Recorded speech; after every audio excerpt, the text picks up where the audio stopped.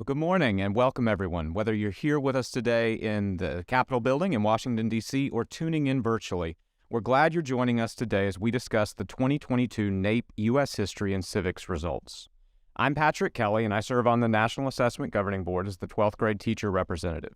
The National Assessment Governing Board sets policy for the National Assessment of Educational Progress, also known as NAEP, or the nation's report card. I'm also a high school government teacher. I've taught for the last 18 years APUS government at Blythewood High School just outside Columbia, South Carolina. On any given day in my classroom, you will find students learning about some of the very same topics covered in the assessments we'll discuss today.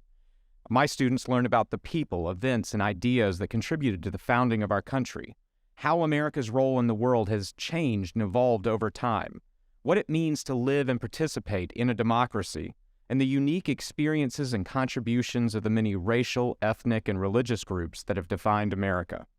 My goal as a government teacher is for my students to leave my classroom better prepared to participate in our democracy as active and engaged citizens. That requires understanding our nation's history as well as our system of government.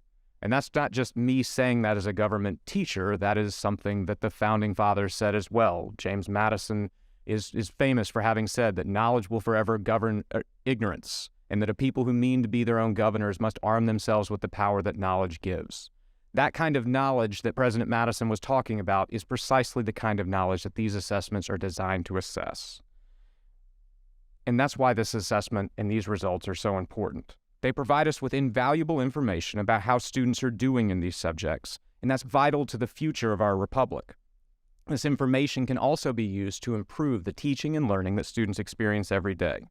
While other subjects play essential roles in equipping students for individual success in the future, the study of history and civics is unique because it's about equipping us collectively for success in the future as a society, to making sure that our democracy is still vibrant and strong into the next generation.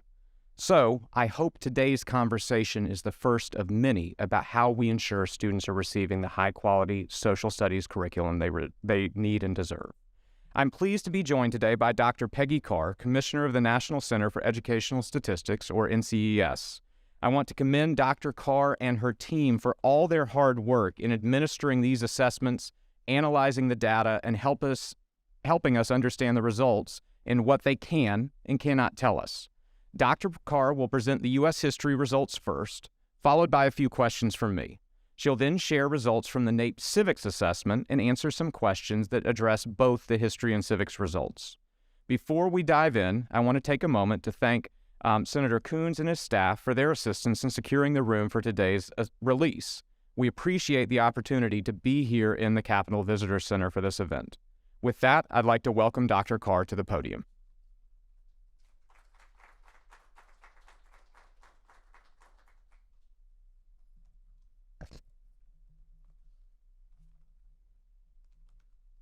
Thank you, Patrick. That's a great introduction.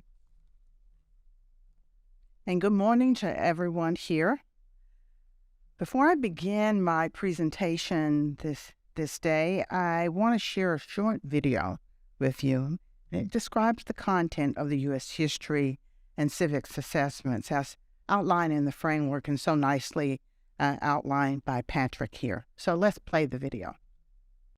Today's 8th graders will soon be tomorrow's adult citizens, and their knowledge of our nation's history, the functions of our government, and the rights and responsibilities of citizenship are critical to strengthening our democracy. To better understand what our students know and can do in these important areas, the National Assessment of Educational Progress, or NAEP, measures their knowledge in both U.S. history and civics. The NAEP U.S. History Assessment measures students' knowledge and skills related to our past, from the pre-colonial period to more contemporary times. The assessment has 4 central themes: change and continuity in American democracy, the gathering and interaction of peoples, cultures, and ideas, economic and technological changes and their relationship to society, ideas, and the environment. And finally, the changing role of America in the world.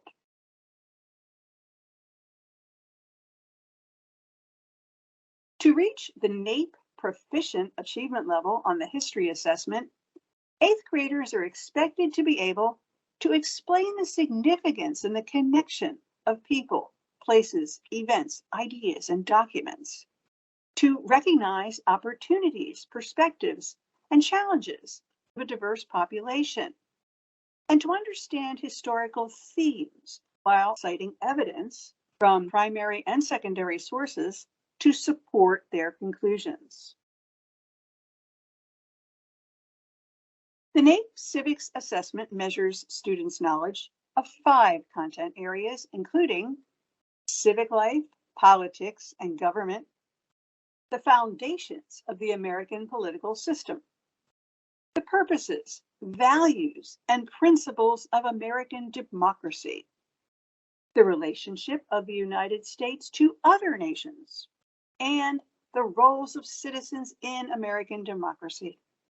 In addition, the civics assessment measures skills that help us understand how students can put their knowledge of civics into practice.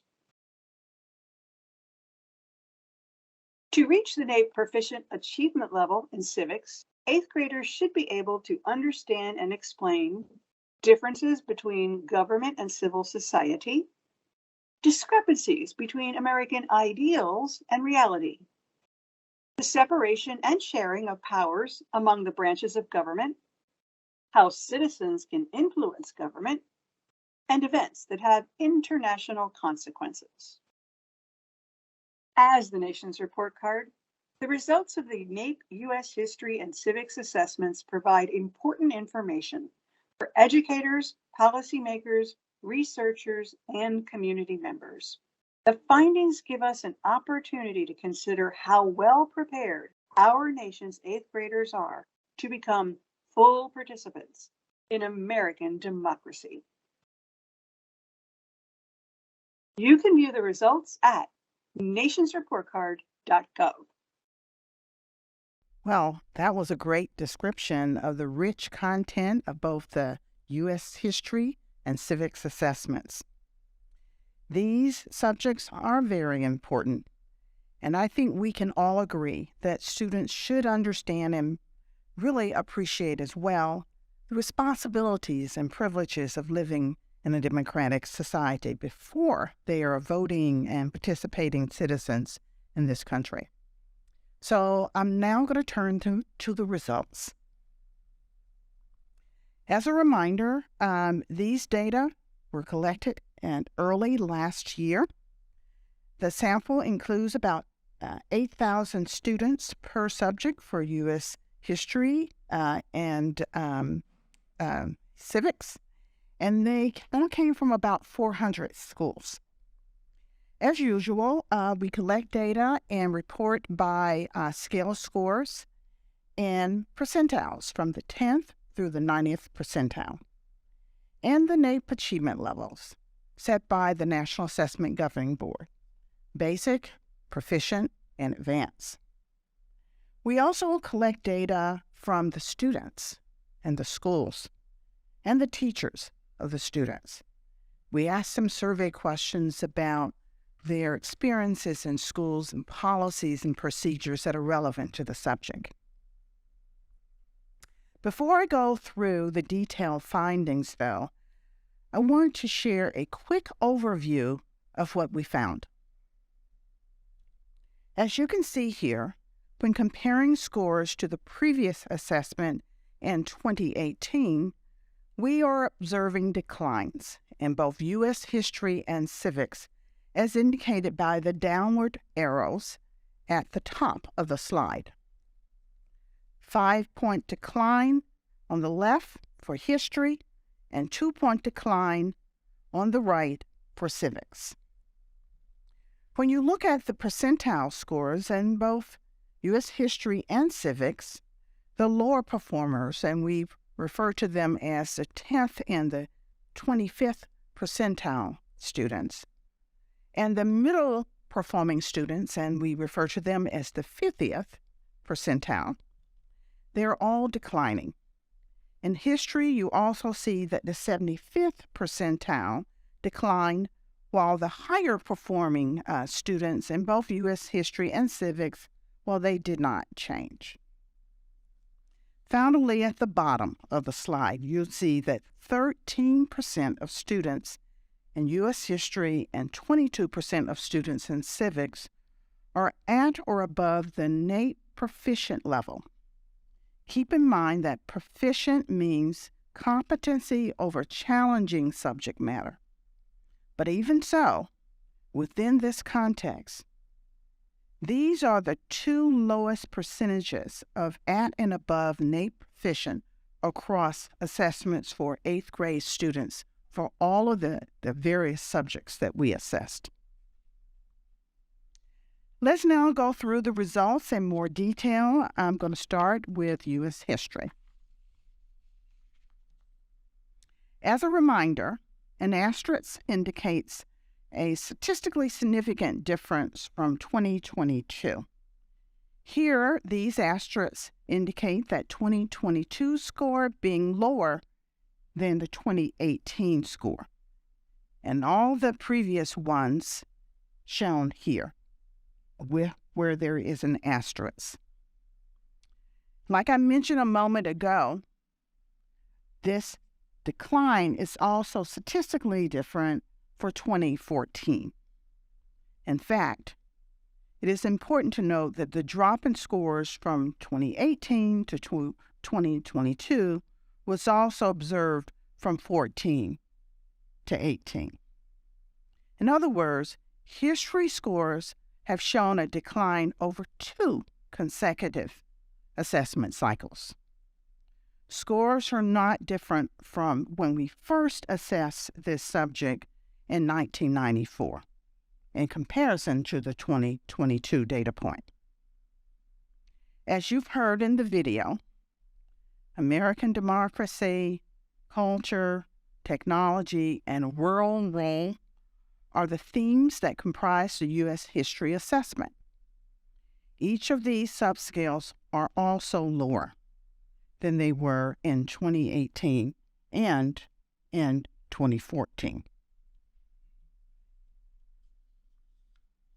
To better understand what is happening beyond the average score, we like to examine performance at the different percentiles, specifically at the 10th and 25th percentiles. As I indicated earlier, there's a lower performing students at the 75th and 90th percentile, or higher performing students, and those at the 50th percentile, who are right there in the middle. First, looking at performance related to 2018, we see drops from the 75th percentile down to the 10th percentile, all the way down. And that's indicated here by the asterisk.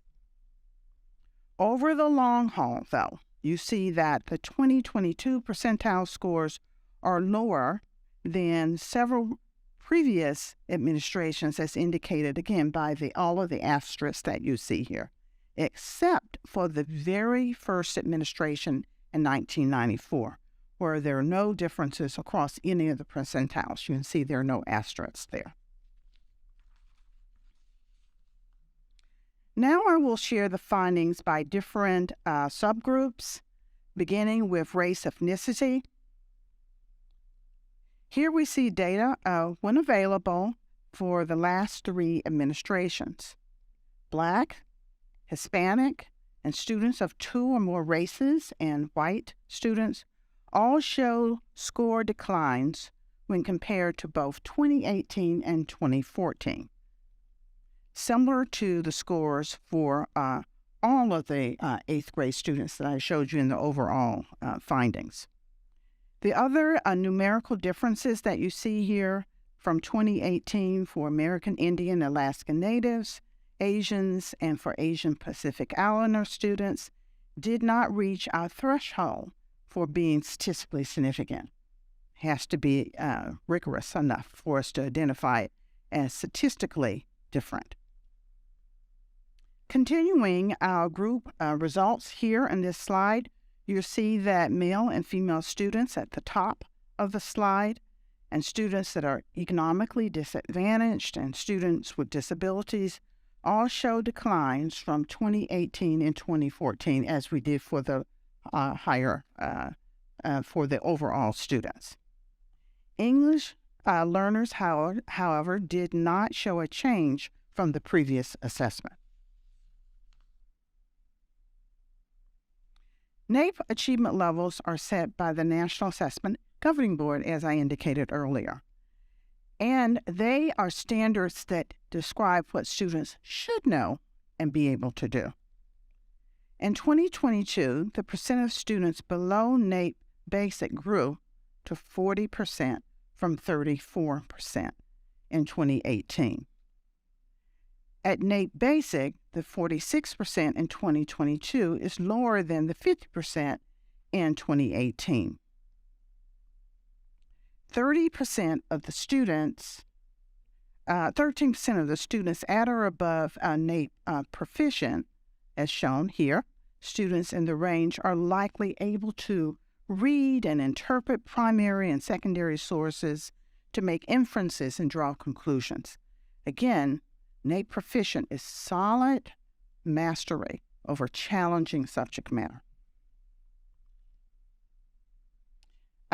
Now we're going to go to a deeper dive.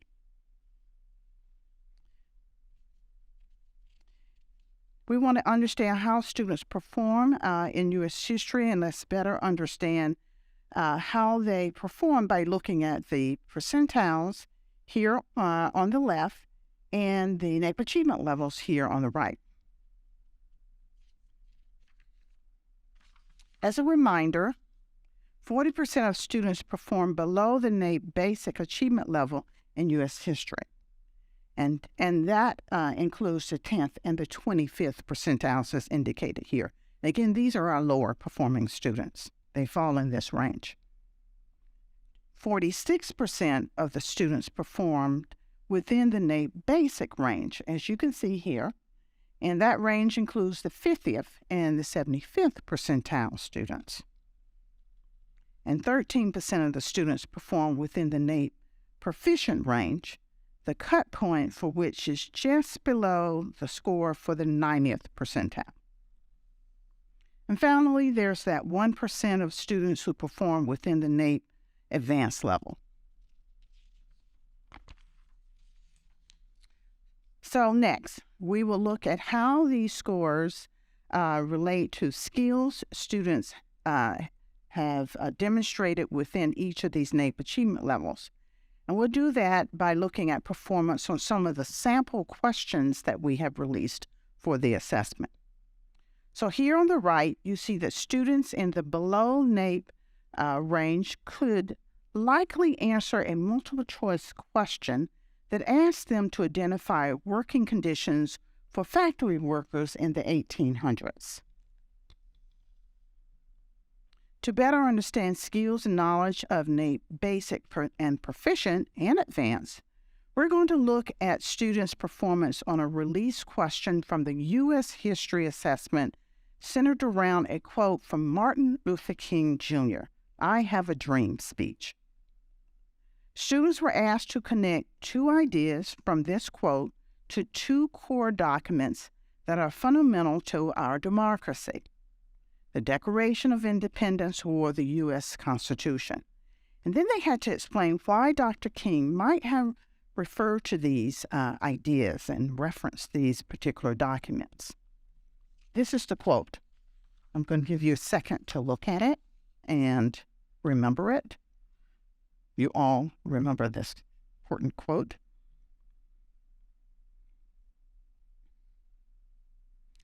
As you can see, this is a constructed response question, so students needed to read and evaluate the quote and then respond to the two prompts shown here. Keep in mind that students were not provided a video or an audio of the speech, and they were not provided with text of the Declaration of Independence or from the Constitution. They needed to use their knowledge that they brought to the table of these documents to demonstrate their understanding and to make connections to this particular quote. Students who performed at the NAEP basic range were likely to be able to provide a partial response to this question, meaning that they could either identify a relevant core idea from the Constitution or the Declaration of Independence, or explain why Dr. King made reference to these documents in his speech about equality and freedom and civil rights. Students who performed at the NAEP proficient range were likely able to answer two of the three components of this question. And finally, students at the advanced level were likely able to provide a complete response to this question. This is an actual student response from the 2022 data collection, and it shows the answer that received absolutely full credit. Give you a second or two to look at this. To wrap up the U.S. history results, I want to highlight some data around history course taking by 8th graders. We asked 8th graders if they were currently taking a course focused on U.S. history. If so, if that course is mainly focused on history, or if that course has some focus on history, meaning it was included as part of something else. What we found is that in 2022, 8th graders reported taking a course mainly focused on U.S. history. There was a decline, 68%, as you see here in 22. It was 72% in 2018. There's also an increase that was that's interesting here of students who reported taking some focus on U.S. history, and no change for those who said, well, they didn't take a U.S. history course at all. Now, when we correlate that with scores, what we see is that those students who took a course mainly focused on U.S. history, well, the scores went down by 4 points. And for those students who said they're not taking a course in U.S. history at all, partly or mainly focused, 9-point decline, as we can see here. So very interesting.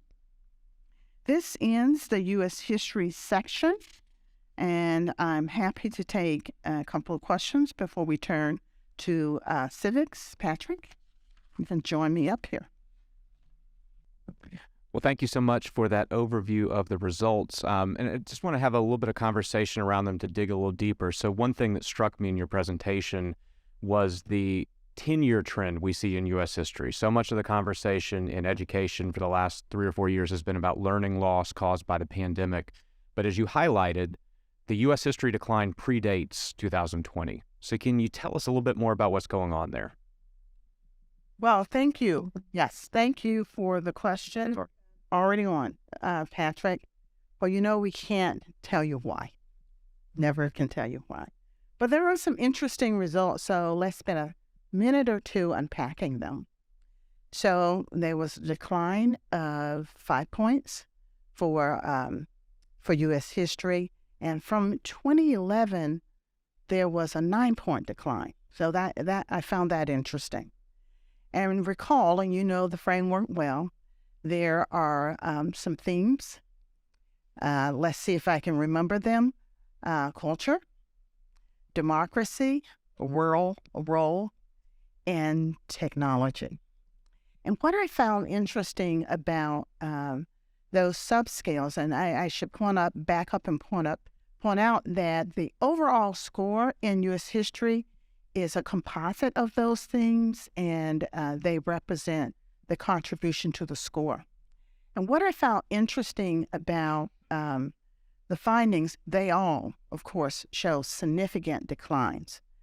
But there was one that sort of stood out to me, culture. I noticed in your presentation, you said a lot about the importance of culture, different races and perspectives, religious beliefs. Also, learning more about migration and immigration and something as, way back and Western expansion. These are important things, as you so nicely articulated in your intro. But that's where the strongest decline was, 11 points. So, so this says something to me that we need to then dig a little deeper and unpack what is going on here. All of these themes are important. I think you would agree as the expert. But that one stood out to me.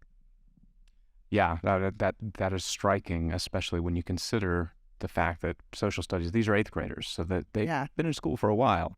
Obviously, the purpose of data from a test like NAEP isn't just to collect the data, it's to use the data to inform action. So as you're reviewing this data, what stands out to you as some potential actions that should be explored as a result of what we're looking at? Well, the assessment isn't just about the facts, right? So it's not just about dates and times and people and all those great things that you and I both know that's on the assessment. It's about taking that information and conducting some critical thinking and some evaluative work relevant to that information. And I think this is where we're seeing some real problems in these results. I want to use the Martin Luther King example that I showed you as what I mean by that. So the student was asked to look at the quote, as you saw, and had to think about what Martin Luther King was actually trying to say, the themes of his message in that quote, and relate them to the Constitution, and I think it was the Declaration of Independence. We didn't give them those documents, nor did we give them the full quote. They had the full speech, I Have a Dream. They had to bring it with them and then extrapolate from that knowledge to the question that we asked them to think about. So it's not just the facts. Yeah, and I love that as a teacher because in a technology-rich world, I can Google the preamble and I do something with it. And that's what that question is asking students to do. One more question. In the fall, NAEP got a lot of attention nationally with the release of the reading and math scores from 2022. Obviously, this is different subject matter, but students were taking this assessment at roughly the same time. The reading and math assessments were in the field. So beyond the obvious difference in subjects, what else stands out to you, or what's important for people to think about in terms of the difference between what was reported with reading and math and what we're reporting here today with history and civics? Yeah. Question is on a lot of people's minds, I think. A little bit about the differences. They're both pre and post-COVID, but U.S. history and civics was like a year earlier in 2018. I think we need to keep that in mind. And reading and math was 2019 when things that we know what happened in 2019. So that's the first difference I think I want to stress. And then secondly, U.S. history and civics, well, it's a national only. There's no state data, so it's a smaller sample. 15,000, 16,000 students. It's not small for most data collections, but for NAEP, it's pretty small. And reading and math included all the states, District of Columbia, Puerto Rico, and those 27 tutor districts, trial urban districts. So the cell size was really large. So we were able to pick up a lot of differences. So I want people to sort of have that in mind as they think about the similarities and differences here. But there are some striking common patterns here. The U.S. history results and the math results, what we saw for the first time in the data collection of math, a decline. They were widespread, they were comprehensive, they were everywhere. Not one state or district improved in math. Very similar for U.S. history, comprehensive, widespread. But there's one small difference I think that we need to keep in mind. For history, This decline started in 2014, as I indicated. So, there was something going on before COVID. I think we can all agree that COVID had an impact in both sets of assessments, reading and math, U.S. history and civics. But what was going on in U.S. history in particular started long before COVID. But there's similarities with regard to what was happening with the lower performing students. If you take a real strong look at the 10th and 25th percentile, those students are struggling students. They were dropping faster as a consequence of what was going on in this time period. So lots of similarities and differences, and we're going to revisit that because I have a slide. Perfect. And that's a great segue. And I'm glad you emphasized that divergent trend line that we keep seeing on assessments, because as a board member, that continues to strike me that there's more to this story than just scores going down. It's not impacting all student subgroups equally. But when we talk about something like history and civics, every student is going to need those skills as an active citizen in democracy. And so we really need to dig in on that. And so you gave the segue into civics. I don't know if people on the live stream can hear this, but since we're in the Capitol Hill Visitor Center, there's been an alarm going off for a vote in the Senate. So I just love that we've got democracy in action while we're talking about it. But at this point, we'll hear the NAEP civics results. So Dr. Carr, I'll turn it back over to you. We're going to see the civics average scores in this slide. And you can see 150 is the score in 2022. Again, the asterisk indicates a statistically significant difference from the 2022. That's how we compare these results. We see the first ever decline from the one assessment year to the next in civics. It's a 2-point decline. Now, I know you see 153 and 150, but the statistical tests are done on unrounded numbers. It's actually 2 points, and it's statistically significant. That is the first important point here. And in 14 to 18, that was not a difference that was statistically significant, but 14 to 22 is, and from 18 to 22, that's an important point that I want you to keep in mind. So let's go to the next slide.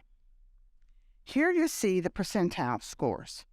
Compared to 2022, scores have declined for lower performers, and Patrick and I were just talking about these lower performers, those at the 10th and 25th percentiles, and for the middle performing students at the 50th percentile, again, as indicated by the asterisks.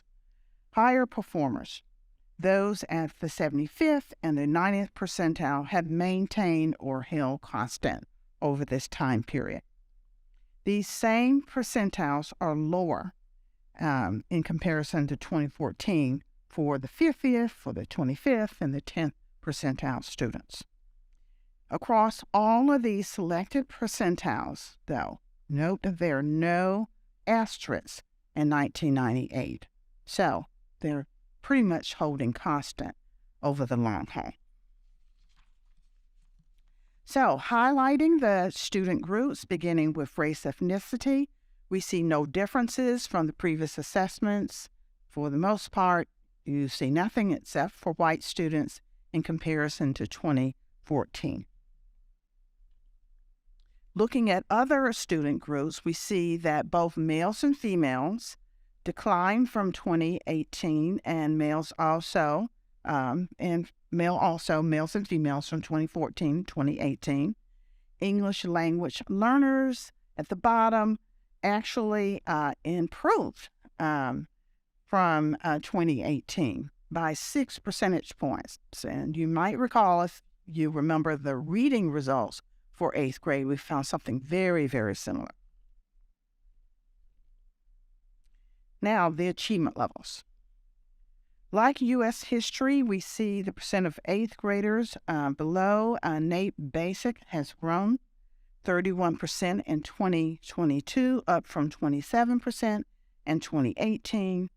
That below NAEP Basic percentage is also higher than 2014, while the percentage at the NAEP Basic is lower than in 2014. The 2022 percentages across the NAEP achievement levels are not different from that 1998 point. So now I'm going to transition to a deeper dive and say a little bit more about what students know and can do on this assessment. As before, the percentile range is on the left side of the slide, and the NAEP achievement levels, they're shown on the right side.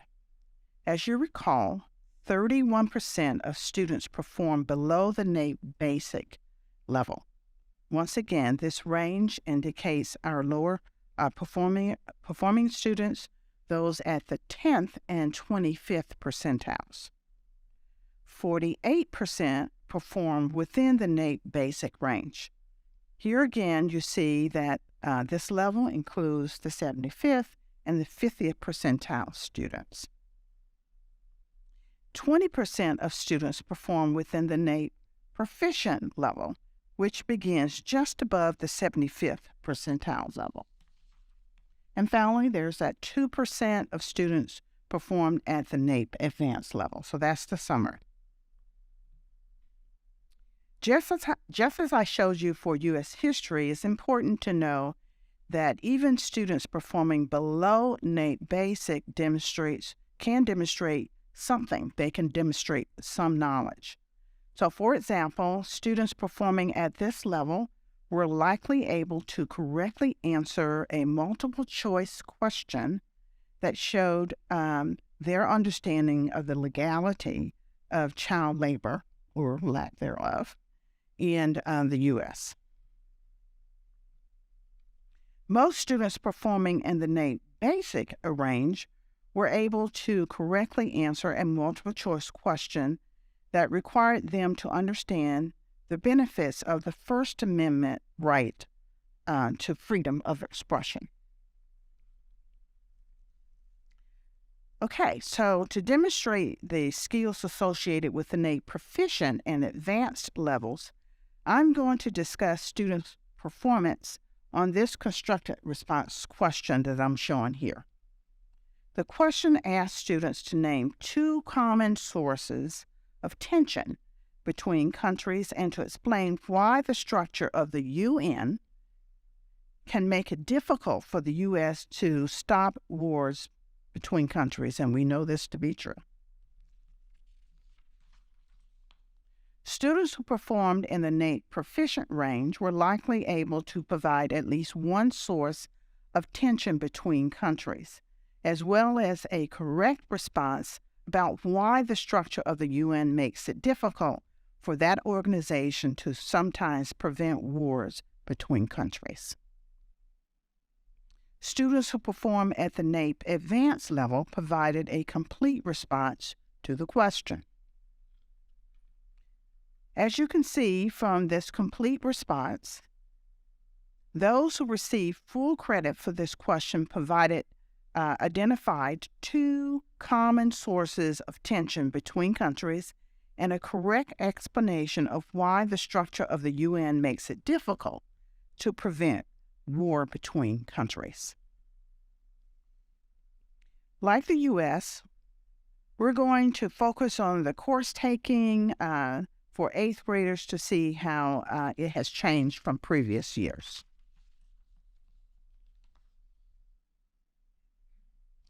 Note the lack of asterisks. Nothing statistically significant here.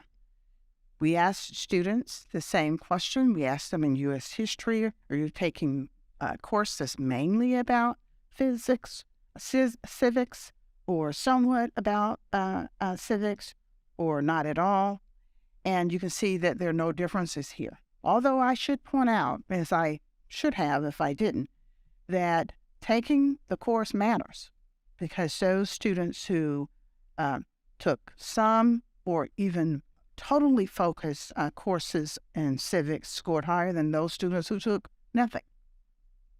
Also, we see that the scores have not changed, but sometimes non-significant findings are insightful. Okay, so Since this is the last assessment from the 2021-22 school year, I thought I would summarize across the assessments administered to this cohort of 8th graders. They were actually assessed at the exact same time of the window. As the down arrows indicate, the results are sobering.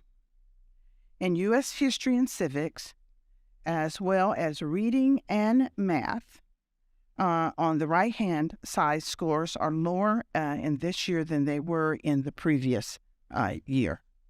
Lower and middle performers have declined across all 4 subjects, while higher performers decline in reading and math. The scores for the higher performers were not significantly different in U.S. history and civics.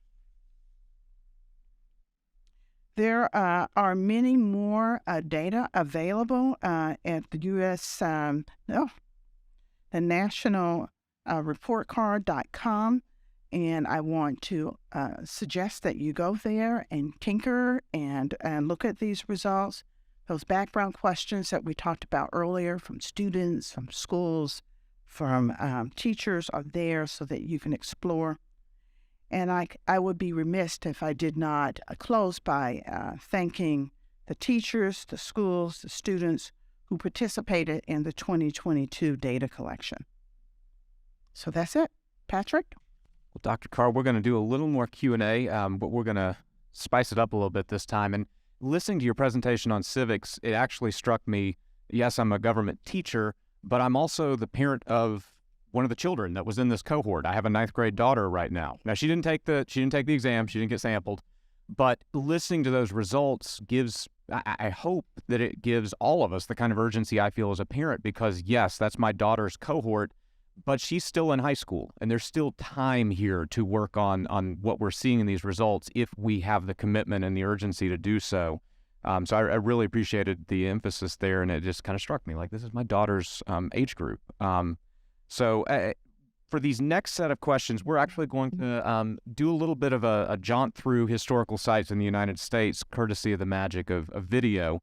And so we're going to go through to a couple spots. Then each video will include just a little bit of history, because we're all about educating, as well as a question about the results. So first up, we're going to start with a question from my home state, South Carolina, as well as from former board member Tanya Matthews, who is currently in Charleston, South Carolina. Hi, my name is Dr. Tanya Matthews, President and CEO of the International African American Museum here in Charleston, South Carolina, opening in June 2023. Our museum is built upon the site of Gadsden's Wharf, the former site of one of our nation's most prolific transatlantic slave trading ports. Historians estimate that more than 40% of all Africans who were enslaved and brought to what is now the United States through the transatlantic slave trade would have actually come through this spot right here. Here at the museum, we put that story in context and help folks understand not just the history of our nation, but also its importance to our own stories. So that leads me to my question. Does NAEP have any data that lets us know whether or not our students think that history is important to the telling of their own story? Do we have any way of knowing how our students relate history and civics lessons and facts to their own story that they're living today? Dr. Carr, so question from Charleston about, does NAEP tell us anything about whether or not our students think history and civics are important to them? Well, thank you, Patrick, but I'm not going to miss an opportunity to say hello to Tanya, Dr. Matthews, if she is listening today. It was so great seeing her. We're so proud of what she's doing in this area with this International African American Museum. It is really a privilege to be able to work with her as she makes this a reality. Well, you know, this assessment does not provide students an opportunity to talk about themselves personally. It is a group level assessment as we know. But there are some interesting background questions that I think might get close to what Tanya is referring to. There's this index that is often referred to by experts as habits of mind. It is perspective taken by the students, where they sort of empathize with the story and put themselves in the story, and they're asking things like, is it important to understand multiple perspectives? Is it, storytelling is so important. It is for me for history. And what we found for this particular index is that students who empathize with the story and the people that in the story, if they do that, the more they do that, the higher they perform on the assessment. I thought that was interesting. But more to her question, we did have a question of the students. We asked them if we thought learning U.S. history and civics was important for the future. About 46% of the students says yes, indeed. We also asked them about the importance of taking a look and understanding multiple sides of a story before you truly understand historical significance. And 56% of the students said that was the case for them. So that gives you a sense of the importance of self and taking a perspective from where one is today and putting themselves in the seat or in the shoes of someone else when you're trying to understand history. Yeah, and that's fascinating data to me as a social studies teacher, because if a student doesn't see value in what they're learning, they're so much less likely to be engaged. So 54%, I mean, that's better than 13%, I think, Yeah. but it's not enough. And so we've got to do a good job of helping students see the value in this. And I want to echo what you said about saying hi to Dr. Matthews. I would also be remiss as a South Carolinian if I didn't say to everybody in the room and listening online, y'all come on down and visit us in Charleston and check out this new museum, because it truly is an absolute gem that they are putting together. Our next question comes to us from the people that matter most on this test, from an 8th grader from Philadelphia. So let's hear what a student had to ask. Hi, I'm Darlise Darcy, an 8th grade student from Camden's Promise Charter School in Camden, New Jersey. I'm coming to you from Independence Hall of Philadelphia. Originally known as Pennsylvania State House, the hall was once home to Pennsylvania's colonial government. More famously, it was a site for 2 major events in U.S. history. At the Second Continental Congress in 1776, the founders declared independence from Great Britain. During the Constitutional Convention in 1787, they created a government for our new nation. Living so close to Philadelphia, I get to visit places like Independence Hall all the time. Does NAEP collect information on how students learn about U.S. history and civics outside of school? Very, very nice. Very nice indeed. If she's listening, thank you for your question. It is nice living in a city where there's so much history. Right here in Washington, D.C., we have this wonderful mall, and we can enjoy the monuments all the time. And I'm often reminded that I need to revisit them to enjoy them. So, yes. I want to say that we do collect information from students about what they do outside of the classroom. I don't have to tell you that learning these subjects, youth history and civics, well, it doesn't all happen inside of the brick and mortar building. There's a lot happening outside.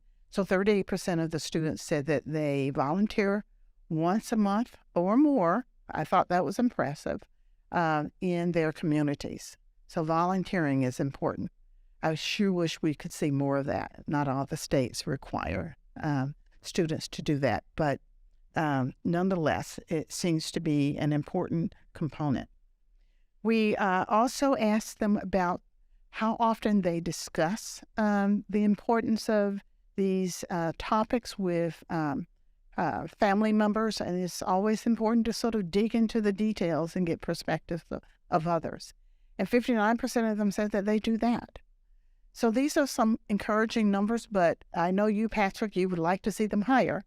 Absolutely. Would always like to see them higher. But that is encouraging to hear, especially the volunteer piece. Like these are eighth graders. And so that's hopeful to me as an educator to hear that over a third of our eighth graders are engaged in volunteer opportunities. And if we give them those opportunities, it shows that students will engage with them. And what a great way to exercise the muscles that active citizenship requires. For our next question, we're going to stay right here in D.C. At President Lincoln's Cottage for a question from Callie Hawkins. My name is Callie Hawkins, and I'm the Director of Programming at President Lincoln's Cottage in Washington, D.C. The Cottage is a home for brave ideas where Abraham Lincoln lived with his family for 1/4 of his presidency, and where he developed some of his most nation-changing ideas, specifically the Emancipation Proclamation. Every day, our tours and programs help visitors engage in thoughtful compromise and respectful dialogue and really in courageous thinking. And this is a commitment we make to all of our visitors, whether they're lifelong learners or the thousands of young people who visit here each year with their schools. And we take very seriously our responsibility to help these young people recognize their important role as citizens of the world. With the 2022 NAEP Reading and Mathematics report cards, a lot of people are talking about learning loss due to the pandemic. Do you think that the U.S. history and civics results also speak to this issue, or is there something more going on here? Well, thank you, Ms. Hawkins. If, in fact, you are listening, thank you for your question. Well, I first want to point out we would be remiss if we did not say, yes, of course, the pandemic has something to do with these results that we're seeing today, even though we started in 2018 and we collected the results in 2022. Undoubtedly, the chaos that was going on with COVID is here. But, I do think there's something else going on, particularly since in U.S. history, for example, the decline started in 2014, a clear decline in 2014. When we dig into the results, I think I have two messages that I would like to share. For students, I would say course taking matters. You might recall in the results that I showed for both of these subjects that those students who taking courses in U.S. history or civics, well, they did better than students who were not. Even though we saw a decline over this time period, again, probably due to other factors that are going on during this time period. But nonetheless, if you take a course, you're going to do better than if you don't take a course. So that would be my message to students. My message to teachers would be, again, not just the facts. Help our students understand how to take their knowledge and their skills and apply it to conduct critical thinking of, these subject matters. So it's not just the places and the people and the dates, as we all know so well. It's about what it means and how it makes us into the Americans that we are today. The fiber of who we are is defined by our understanding of these perspectives and how it has changed and evolved over time. Yeah, absolutely. And in this question and your response, again, putting on kind of the parent hat, this is a cohort of students who middle school was completely disrupted by COVID. My daughter's 6th grade year is when COVID hits. Her 8th grade year, we're coming out to something like normal school, air quotes. So her entire middle school experience was different than any other cohort would have had. I also love that we got that question from President Lincoln's Cottage. You mentioned walking around the National Mall. I'm a government teaching dork, so what do I do when I'm in D.C.? I go on a run on the ball. And this morning I went to the Lincoln Memorial on my run. And I just think it's striking in the context of our results that if anybody, we're talking about some really dire and not encouraging results. Well, if any president knew about dire and not encouraging, is President Lincoln. But as I was reading his second inaugural today, he is stark in the reality of what the nation was facing, but there's always a grain of hope in what he is saying. And I think that there's something we can carry out of that for our results here today. And a lot of critical thinking. Absolutely. His thinking evolved over time. Absolutely. Yeah, there's a great book that came out about that last year. We'll talk about that offline. That's not what people came for. Next question. is from Tommy Boudreau of the Galveston Historical Foundation in Texas. I'm Tommy Boudreau of Galveston Historical Foundation, African American Heritage Committee in Texas. Today I join you from the And Still We Rise Galveston Juneteenth Story exhibit in the carriage house of the 1859 Ashton Villa in Galveston, Texas. General Orders Number 3, issued on June 19, 1865, announced to the people of Texas that all enslaved people were free. This day, now known as Juneteenth, is the focal point of our new exhibit, introducing the context and consequences of that announcement in a long journey toward absolute equality. Juneteenth is now a federal holiday. From my work at the Galveston Historical Foundation, I know how important it is for young people to visit sites like this to learn about U.S. history. Can Nate tell us about how much time teachers spend on social studies instruction, and if this has changed over time? Thank you, Tommy.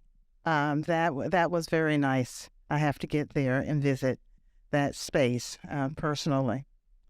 Let me say, these results are very interesting about course taking. A lot of students are taking something, whether it's the full focused course in U.S. history and civics or partly for U.S. history. It's over 90%. For civics, it's in the 80% range. So I want to say these subjects are not getting squeezed out, I think, in the way that people sometimes might imagine. Now, there's been a bit of a decline, as we saw in both of them, or at least in U.S. history where it was statistically significant. But nonetheless, a lot of instruction is going on in these areas. Also, we have found from the responses of the students that 90% of the students say that they have teachers who are spending 3 or 4 hours teaching these subjects. That's pretty good. It's 90% or more, actually. I think it's a little bit more than 90%. And that has not changed, Tommy, over time. So that's good news. But what has changed is that some teachers are not teaching it totally focused on U.S. history or totally focused on civics. That has changed over time, and it's differential. For U.S. history is, let me see if I can remember. 55%. A little bit more than half of the teachers are teaching just, of course, majority of their time is spent on U.S. history. Now, that's actually down from what it was. The opposite is happening for civics. About 29%, a little less than a third of teachers are teaching a subject that's just civics. But that's still a lot less than U.S. history. So some change in some areas, but I think we are pleased to see that a large percentage of the students are saying that they're taking a course in these subjects, wholly or partly. Absolutely. And we have one more question coming from the field, and we're going to head out to the West Coast, to Richmond, California, for a question from the Rosie the Riveter Memorial. Yeah. Hello, I'm Cecilia Teal, Supervisory Interpretation Ranger at Rosie the Riveter World War II Homefront National Historical Park in Richmond, California. At this park, we partner to preserve an outstanding collection of World War II homefront sites, structures, and landscapes. This park is also the primary place within the National Park System dedicated to collecting, preserving, and making accessible to visitors the oral history, stories, and artifacts of the World War II homefront. From my work at Rosie the Riveter National Historical Park, I know how important it is for young people to visit sites like this to learn about U.S. history and World War II. It's also critical that students learn about U.S. history and civics in school. NAEP has assessed students in U.S. history and civics for nearly 30 years. What does NAEP say about how scores for lower and higher performers have changed over time? Trendline question. What can it tell us about our lowest and highest performers? Thank you again for your question. And let me say, yeah, almost 30 years, and we haven't made a lot of progress. Actually, we made progress and then lost. Since the 90s, in both U.S. history and civics, you can see that there's no significant differences across the average score or any of the percentiles that I showed here today. So that's a little sobering, I think. I should also point out, though, that at that lower end of the spectrum, the 10th and the 25th percentile, there was some progress going on, particularly in U.S. history, up until about 2014, that magical year that we've been talking about. They were making progress, and then things started to decline. So it's a differential picture, but over the long haul, I think we need to think about making up some ground that we've lost. Yeah, absolutely. I don't see how we can look at those results and come to any conclusion other than that. That concludes our questions from the field, and we have just a few minutes remaining. So wanted to see if there are any questions from anyone that has joined us here in person today. And if so, just flag. We've got a mic in the back of the room, and I'm used to seeing hands raised. It's a classroom teacher and me. So if you've got a question, just raise the hand, and we will get the mic to you. I also have teacher wait time, just in case you need to formulate that question. But I also understand that a live stream doesn't work real well if there's just silence. So I'm going to take that as no questions because Dr. Carr's presentation has been so thorough and fantastic.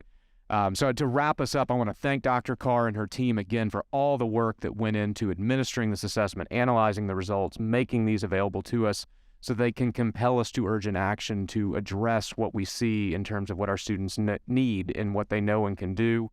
Also want to say thank you to the 5 individuals that helped us with these 5 video questions and for the locations that helped us set that up. It's absolutely incredible to bring history into this conversation. And say thank you to all the staff that made this event possible today. The full results, as has been mentioned, are now available on nationsreportcard.gov, and a recording of this event will be posted soon on nagb.gov. Thank you to everyone who joined us today and joined us online. We look forward to seeing you for the next NAEP release and hope that you have a wonderful afternoon.